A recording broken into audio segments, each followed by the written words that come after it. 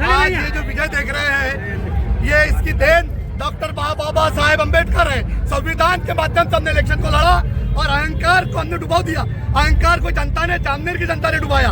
जो 27-0 का नारा दे रहे थे, पूरे महाराष्ट्र में ढिंडोरा पीट रहे थे, लोगों ने, नौजवानों ने, शहर के अवाम ने बता दिया। हमने शहर के लोगों का वोट देने का अधिकार बाकी रखा। हमारी संगठन ने, हमारे नौजवानों ने दिल खोलकर काम किया। आज ये 4 सीटें, हमने 5 सीट खड़ा किए थे। स्ट्राइक रेट देखिए आप, 90% वोट हमको मिले, 90% वोट। ये नौजवानों की ताकत है। एक मिनट मैं इस माध्यम से आपको बताना चाहता हूँ कि जामनेर शहर में इसके बाद कोई गुंडागर्दी, कोई दहशत नहीं चलेगी। यहाँ पर संविधान का राज चलेगा, यहाँ पर दहशत नहीं चलेगी। सर, डिपॉझिट जमा होण्याचा काही सोशल मीडियावर व्हिडिओ व्हायरल होणार होता, काय सांगाल? सोशल मीडियावर ते काही सांगणार होते, पण आता आपण प्रत्यक्ष पुरावा पाहिलेला आहे।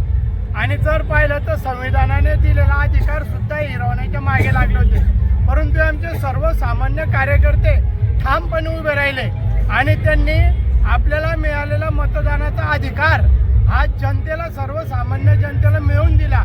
आणि त्यांच्या ज्या वल्गना होत्या, साम दाम दंड भेद वापरून ते आम्ही 27-0 करू, त्याला या 4 आमच्या उमेदवारांनी छेद दिलेला आहे आणि लोकशाही जामनेर शहरातली जिवंत ठेवण्यासाठी हातभार लावलेला आहे।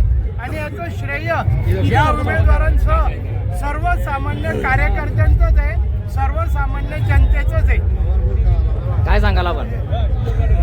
आज या ठिकाणी जामनेर शहरामध्ये जो 27-0चा नारा या ठिकाणी दिला जात होता, परंतु खऱ्या अर्थाने आमच्या जावेद भाऊच्या नेतृत्वात या ठिकाणी 4 उमेदवार निवडून येऊन त्यांनी चपराक दिलेली आहे।